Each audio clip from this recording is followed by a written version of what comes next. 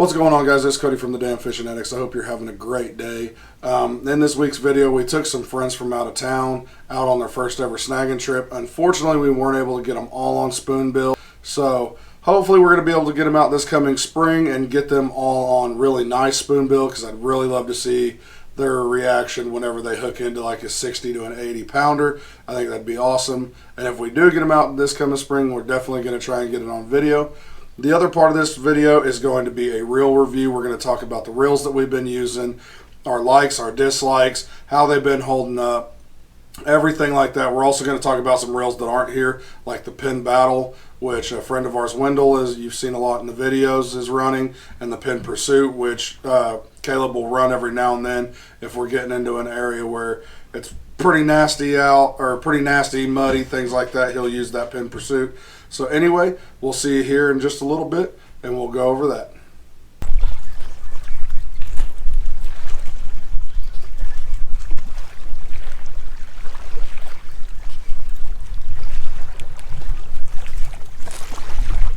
Oh, dang.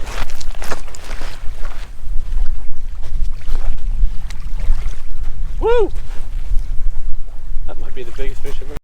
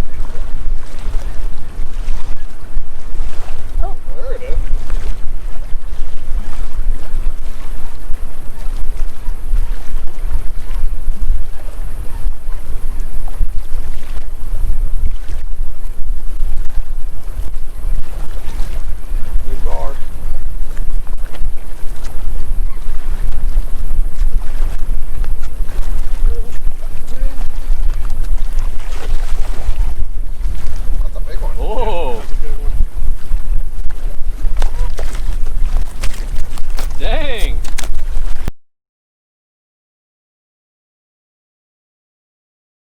That looks like a good one. Oh, Spoonbill. Oh, don't go under there. Trying to train him up.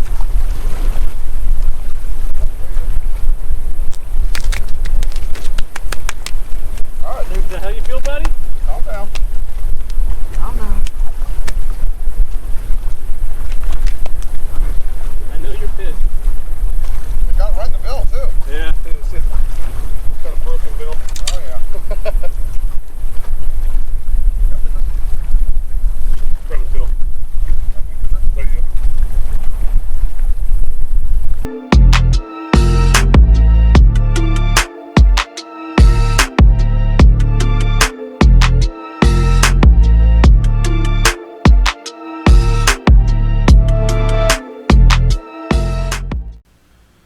Alright guys, well I hope you enjoyed that last part of the video. It was definitely fun taking them out, putting them on their first Spoonbill. Unfortunately, we weren't able to get any big ones, and we weren't able to get everybody a Spoonbill, but we definitely plan on having them back in the spring, and we'll definitely get them on some bigger Spoonbill and show them what it's really like to catch a monster prehistoric fish. Now anyway, on to the second part of this video. Like I said, it was going to be a reel review.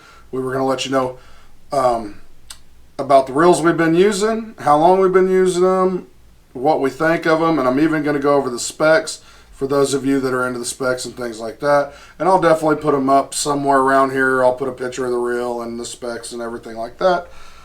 So let's go ahead and get into this. We're going to start with the Daiwa BG. This is the one Caleb has been using this season. We've all tried it out a little bit, and we all definitely like it. It's a very smooth reel. It's got a very nice drag system. And this reel is handled all the way up to a 90-pound fish with no problem, and also multiple 40s and 50s back to back to back in a day, and never failed once, never had a problem. So definitely a reel I know Caleb would recommend, and I know we would recommend if you're looking for a nice reel for a snagging setup that you can also use for catfishing and everything else. And that's one thing I want to touch on this. Any of these reels can be used for multiple things, for catfish and everything like that. But a lot of reels can't be used for spoonbilling, as we've showed before with the Okumas, some of the Okumas and some of the Quantums. They just can't take the pressure and the strain and everything that Spoonbill put on a reel. But these are definitely reels that are going to be able to handle it all. So let's go over the specs real quick on the Daiwa BG. I have all the screenshots on my phone that I'll put up somewhere around here so y'all can see them too. This is a left and right-handed reel. You can put the handle on either side. 5:3-to-1 gear ratio, 6-to-1 ball bearings, 33 pounds of drag, 30 ounces of weight.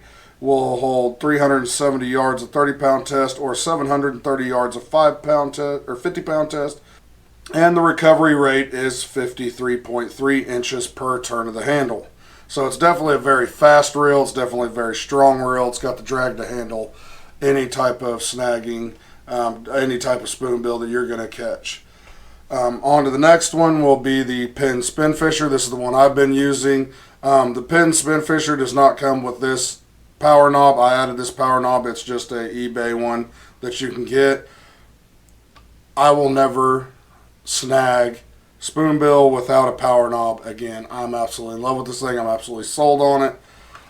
Again, we're going over the reels, so that's about all I'm going to say about that. The reel is great. Absolutely love it. A lot of people ask me why I went with a 10,500, and the honest reason was line capacity. I wanted to make sure I had the line capacity that there was no spoonbill out there going to spool me. Last year, using some Okumas and some Quantums and things like that, there was a couple times where we were real close to getting spooled because they just didn't hold enough line. But now with this Penn Spin Fisher, and even with a 100-pound braid, it holds enough line that there's basically no fish out there, at least that we're fishing for, spoonbill and things like that, that are going to spool it. I'm sure if you went to the ocean or something like that, there might be fish out there that could spool it, but for what we're doing, there's not really any fish that are going to spool it. I'll give you the specs on this one. It is also a left or right-handed. This one only has a 4.2-to-1. It is 5-to-1 ball bearings, 50 pounds of max drag. It weighs 38.6 ounces. The line capacity is 255 yards of 50-pound or 540 yards of 80-pound, and it will pull in 43 inches of line per turn. Again, no complaints. I love this reel. I plan to get actually a couple more of them. It's definitely a bigger reel. You could definitely go down to the 8,000 and it would probably still do you just fine. But I just like having that extra line capacity so that I don't have to worry about anything out there spooling me. Now the next reel we're going to go on to is the Fierce 3. This is the live line system. If you are looking for a reel and you're on a little bit more of a budget, because I guess I should have went over that. The Daiwa BG runs about $139.99 through Bass Pro. The Spin Fisher 10,500 is going to be about $250. If you are looking for a reel more in that $100 range, this is definitely the one I would go with. You can get the Fierce 3 without the live liner for about, you can find them, if you really look, for about $75 to $120 with the live liner. Without the live liner, I've seen them as low as $50 on sale to $100. Bass Pro has the non-live line version for $100. But if you plan on doing more than spoonbilling, I would definitely get it with the live liner. This is great to have if you're out there catfishing, things like that. Click that open, let it run. You know, run over there as soon as you get one on, click that shut and start reeling. You can also start reeling and it'll click that shut. But this is an absolutely great reel. I absolutely love this reel. If it wasn't for me wanting more line capacity, this is all I would ever run as a Fierce 3. I've had no issues. We have not broken any handles. We have had no issues. The only issues I've ever seen guys have with these, and honestly, I know there's some of you out there that are not going to like this, but a lot of the issues I see guys have is self-inflicted. When you are using braid or something like that, you should use a break stick to break the line. You wrap that line around that stick and hold the stick and walk backwards until the line breaks. A lot of guys are using braid and they're coming up here and they're getting hung up and they're holding that spool and they're walking backwards. Well, when you do that, it puts all that line tension and all that pressure on this. This is the only place I've really ever seen one of these break. And generally, again, it was a self-inflicted break. That if somebody had used a brake stick or something like that, they would have never had that issue. Even with ones like the Daiwa BG or the Battle, which we'll talk about, which I don't have here, or like the Spin Fisher, where this is all metal, I still use a brake stick. There's no reason in putting that extra pressure on this that's unnecessary. The spin, we'll go over the specs real quick. The Fierce 3 is left or right handed. It has 5.3 to 1 gear ratio. 4 to 1 ball bearings, 30 pounds of max drag, 340 yards of 20 pound mono, or 475 yards of 50 pound braid, and it will pull in 44 inches per turn. Again, no complaints. Great reel. Now on to the Fierce 2. These reels, you can still find them. I know they discontinued them, but you can still find them at a lot of places. This is a great reel if you're just getting into spoonbill and you just want a strong reel, but you don't want to spend a whole lot. You want a good setup, but you don't want to spend a whole lot on getting started on a reel. This is a great reel to go with. And the only real complaint I had about this one was the finish. There's a lot of times we're fishing in rocky areas, sandy areas, or off a boat ramp at call and stuff, and just laying these down on the ground, and we're not super hard on our gear. I mean, I would definitely put my gear to the test. I don't baby it, but I'm not like just throwing it across a boat ramp or throwing it up in the bed of the truck or nothing like that. And the paint really rubbed off a lot on this, but that's the only complaint I have, and that's a cosmetic thing. It doesn't affect how the reel functions, so it's not a big deal to me. So, again, any of these 4 reels, I would definitely recommend. Personally used them all. I would definitely recommend them if you're looking into getting into spoonbill, but you also want a reel that can do everything else. There's other reels we're going to talk about. Of course, I don't have here. I'll put a picture up somewhere around them. The Penn Battle has a fully metal aluminum body plate, graphite rotor, heavy duty ball bearing, wire, line capacity rings, super line spool, and oil felt drag system. It will hold 230 yards of 30 pound or 345 yards of 80. It has a 5 to 1 bearings, 30 pounds of max drag, 5.3 to 1 gear ratio. 44 inches of line retrieve and weighs 30.2 ounces. Wendell is one of the guys that you see in a lot of our videos. He's a good friend of ours. He actually went to the Penn Battle and he is absolutely loving it. Has had no issues with it thus far. It's been a great reel. It looks great. It's got the black and gold color. Again, I'll put a picture up somewhere around here of it. But it's definitely a great reel. It's more in that 120, somewhere around there, dollar range. Tackle Warehouse has it for $129.95. 8000 series. So definitely a good reel. The other reel we're going to talk about, now this one is definitely your I don't want to call it a low-end reel because it's not a low-end reel, but it's like the bottom end of all these reels. If you were to line them all up, it would be the first one at the bottom, but it's still a good reel. And even Caleb still has one. He uses it quite a bit, especially if we're going places where we know it's going to be really muddy, we know it's going to be really nasty, and maybe we kind of don't want to take, he really takes care of his Daiwa. Maybe it's a place he doesn't want to take his Daiwa because there's a good chance it's just going to be really bad. He uses this, which is the Penn Pursuit 2 8000. The Penn Pursuit is a great reel. He has caught a ton of fish on it, has not had any issues with it. I mean, it has basically a lot of the same features that these other pins have, but at a little bit lower cost. Again, it's a great reel.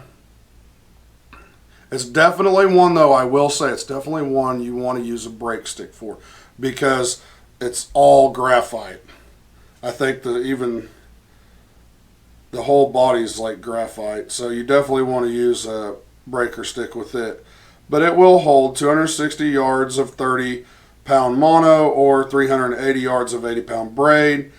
4-to-1 bearings. Has 25 pounds of max drag. 4.3-to-1 gear ratio.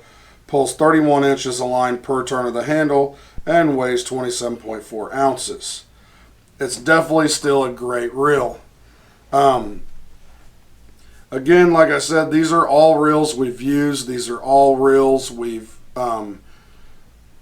really put to the test. We've done a lot of things with these reels, and just to kind of push them to the limit and see what they would take, what they would do if they break or not.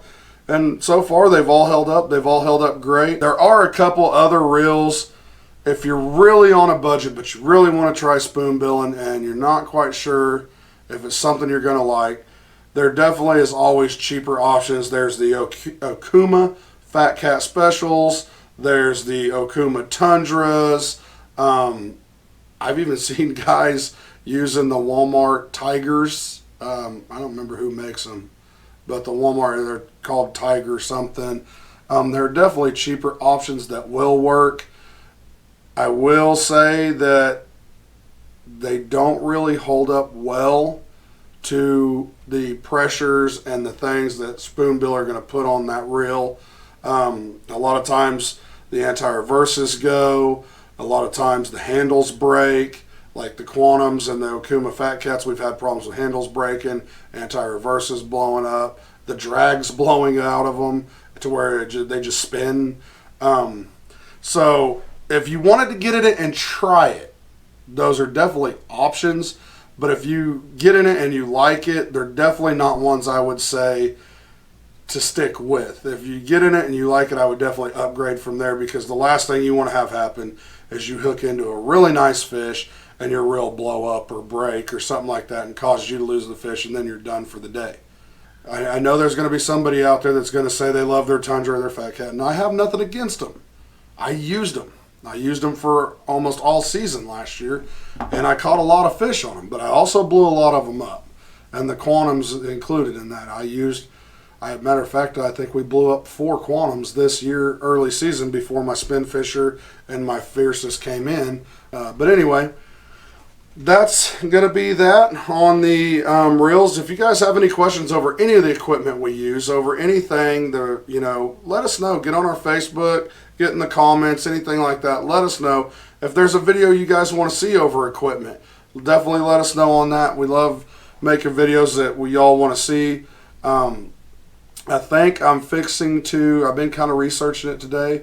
We're going to do like a budget bow fishing bow build, and we're going to see just how cheap we can build a bow fishing bow, because bow fishing is something I've kind of toyed with a while back, but now we're kind of thinking it might be fun to try again, but I don't want to throw a whole lot of money into it. And so I think we're going to try and build the cheapest bow fishing bow we can, and we got this nice creek that's blown full of gar. We're going to go out there and see if we can't shoot some gar, so definitely be looking for that video. And again, thanks for watching. Don't forget to like, share, and subscribe, and hopefully next time we see you at the dam.